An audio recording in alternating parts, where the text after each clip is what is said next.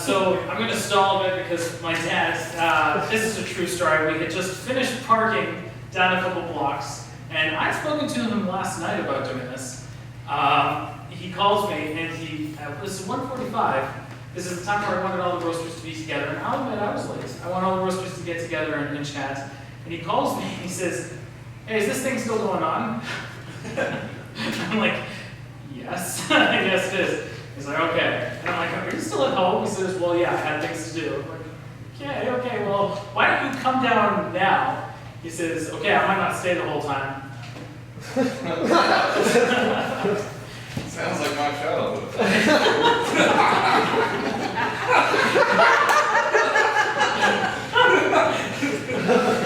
It's very dark. So I want to tell you guys about Pitch Perfect 2. Steve, this is a plot summary. What a segue. Yeah, exactly. Has anyone here seen this movie yet? How was it done? It's good. Okay. So the theater I was working at the time, 6 weeks ago when the movie opened, was generally served to sort of like an elderly clientele or middle-aged kid salon sort of thing. And it's very rare when we get anyone under the age of, say, 22 who come in. Most of the time, if it's anyone between the ages of 20 and 30, they're just coming off the beach or something like that. But to have like kids or teenagers is very rare. But then, of course, Pitch Perfect 2 opens. And I'm very comfortable in my sexuality. I know exactly what my sexuality is. I prefer, good-looking women and occasionally a very, very good-looking guy. I like how Nate laughs at that. I mean, we're all people. But very good-looking women. I like women, developed women. So then when you get these 13, 14-year-olds. Nate taught me the phrase for this. He said that they're called LGs. Who come in and they're dressed way too provocatively. I know that I'm not sexually attracted to them. I know I have no interest, but I'm worried that their parents are going to think I'm a pervert. So the issue then is that you have these scantily clad children. They are children, basically coming in, and then the parents hovering out the door, scoping out the staff. So you have to figure out when you're ripping their ticket or whatever, what the hell you're supposed to do. So I've got a couple techniques. The first one is the one that I call the shy manager. It's where I'm just like looking down. I'm looking down and I feel like that's theater number 3, just the wrong theater number 3. But that's not very authoritative. And then I wonder, well, okay, if this girl starts to have a costume, they're like, it doesn't matter, the manager's afraid.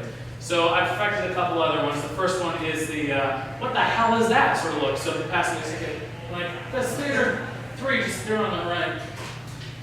Or there's something distracting me sort of method where it's just like theater 3 on the right. I ran into a bit of a sore spot though. These 3 girls came in. One of them was, you know those t-shirts that are way too small so they come up to here or whatever, and really, really tight shorts on one. On the other one, she had basically painted on. It looks like the pants were legitimately painted on. And that the top was like all shredded and the bra was very obvious. And then the third one, she was just wearing a bikini top and a thong. And they got big braces on for their teeth and big, splotches of acne and stuff. And I'm like, and then of course I look over and the dad, he's in the car, looking at me like this. And of course the mom, she was at the box office, she bought the tickets, and she's looking over like this. My first thought is, I'm gonna get someone else for tickets. I look around, everyone's busy or conveniently gone. Shit, so what am I supposed to do? So these girls are coming down the stairs. I just don't want to be caught even looking in their direction. And I'm thinking, well, maybe if I rip the tickets like behind my head and get a rip there, that's not going to be any good either. So I really have no choice, really. So they start to come down the stairs, I take my glasses, I throw them off. I haven't clipped my nails in 3 days. I go ram all the way down my face. And I just rip their tickets there. The tail looked quite nicely, though.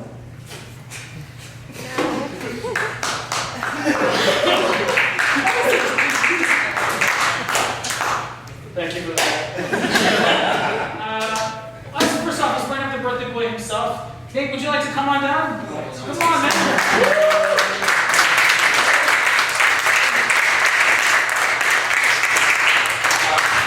Happy birthday, Nick. It was 2 weeks ago. But you still beat Dad and sang it to me. Okay, so it's all down here from here. Let me tell you guys a little story. Nick remembers this one a little too well. Nate and I have this relationship where we text each other back and forth inappropriate sexual things, not towards to each other, but it's like, for example, I'll text him and say, hey, you know that singer Adele? Do you think she's good in bed? And he says, yeah, fat chicks put out way, like, very nice. We'll send texts like that at each other back and forth. One time, I had a sort of a nice little sit-down lunch with a whole bunch of people, and including one of Nate's friends, Spencer, and his girlfriend, Tori. And then afterwards, I sent Nate a it was a text. I sent Nate a text, and I say, you know what? They're both really, really good-looking people. I bet they have really hot sex. Instead of sending me a text back like, oh man, I was there, you should see it, or something like that, Nate just says, what the fuck?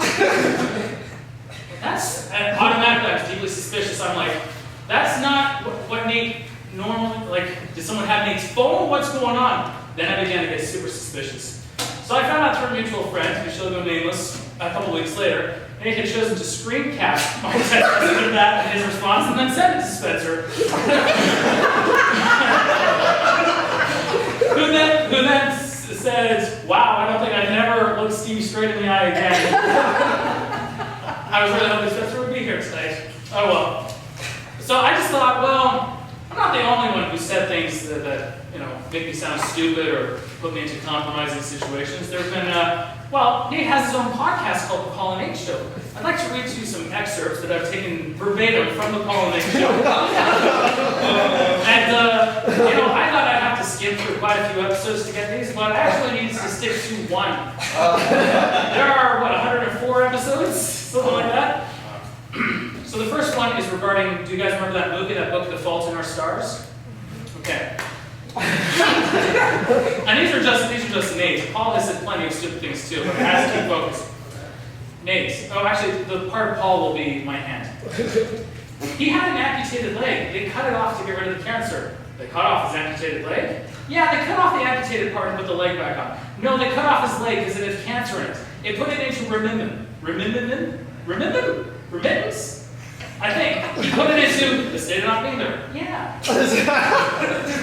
That's the tamest.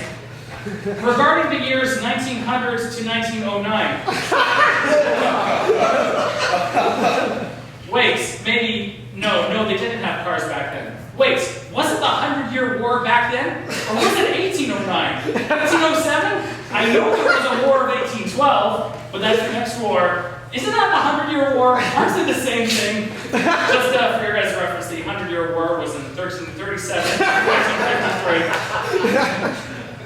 Regarding Adolf Hitler and Henry Ford. Henry Ford was Hitler's best friend and the inventor of the Ford automobile. He was Hitler's best friend?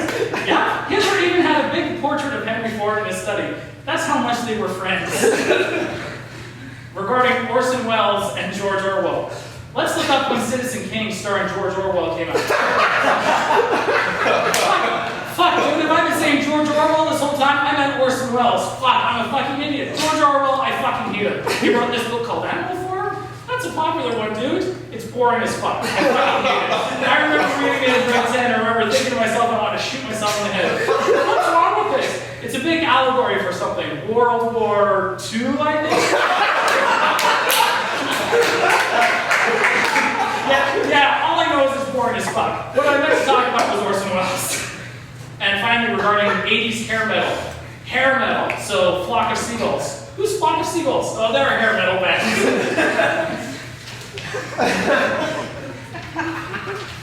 Anyways, how'd you guys like to hear some roasters?